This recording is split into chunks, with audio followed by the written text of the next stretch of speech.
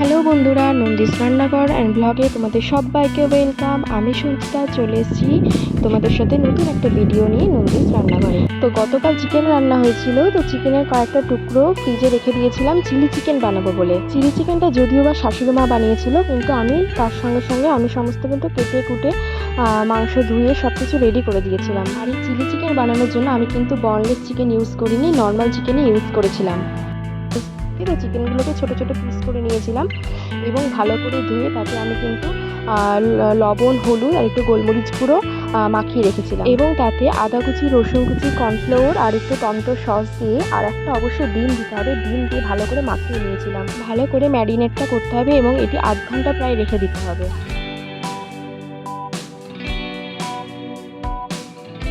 আর এইদিকে দেখো আমি সমস্ত কিছু উপকরণ, যেমন পেঁয়াজ কুচি, কিউব কিউব করে পেঁয়াজ কুচি, ক্যাপসিকাম কুচি, আদা কুচি, গোটা রসুন এবং এমনি রসুন কুচিও দিয়েছিলাম, ক্যাপসিকাম কুচি সব করে রেখেছিলাম। আর এদিকে একটা বেটার তৈরি করে রেখেছিলাম, আর তাতে টমেটো সস, সয়া সস আর গ্রিন চিলি সস আমি ইউজ করেছিলাম। 4 ভাগ যদি টমেটো সস দিই তাহলে 2 ভাগ দিতে হবে আমাকে সয়া সস, আর আরেক ভাগ দিতে হবে আমাকে গ্রিন চিলি সস। আর এইদিকে দেখো মা কিন্তু চিকেনগুলোকে ভালো করে সাদা তেলে ভেজে নিচ্ছিল। তো তুমি এটা ফ্রাই করে নিয়েছিল। ফ্রাই করে নেওয়া হলে সেই তেলের মধ্যেই আদা কুচি, রসুন কুচি, পেঁয়াজ, ক্যাপসিকাম, টমেটো সমস্ত যেগুলো কেটে রেখেছিলাম সবগুলো দিয়ে একটু ফ্রাই করে নিতে হবে।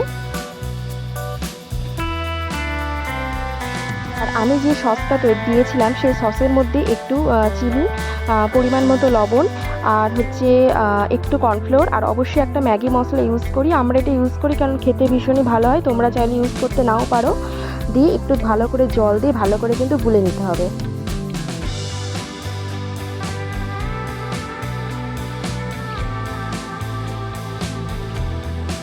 পেঁয়াজগুলো প্রায় 60% ফ্রাই হয়ে গেলে এই মিক্সচারটা কিন্তু আমি কড়াইয়ের মধ্যে দিয়ে দেবো।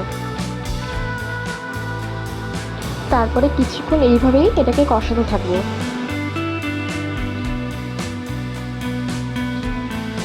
এতে আমরা একটু সামান্য হলুদ ব্যবহার করেছি, কারণ তোমরা হলুদ না চাইলে ব্যবহার করতে না পারো। হলুদটা দিলে কি হয়, একটু কালারটা ভালো আসে। তো খানিকক্ষণ কষানোর পর ফ্রাই করে রাখা চিকেনগুলো আমি সমস্ত কড়াইয়ে দিয়ে দেবো।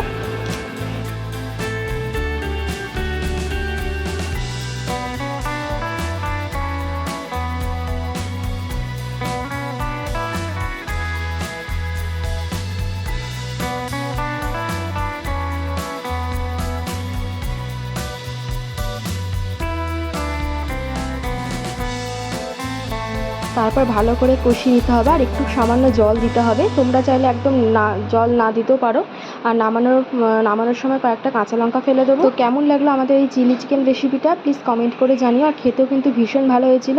তো আজকের ভিডিওটা এই পর্যন্তই, নেক্সট দিন দেখা হবে অন্য একটা ভিডিও নিয়ে। আর নতুন নতুন ভিডিও পাওয়ার জন্য চ্যানেলটিকে সাবস্ক্রাইব করে সঙ্গে থেকো। বাই।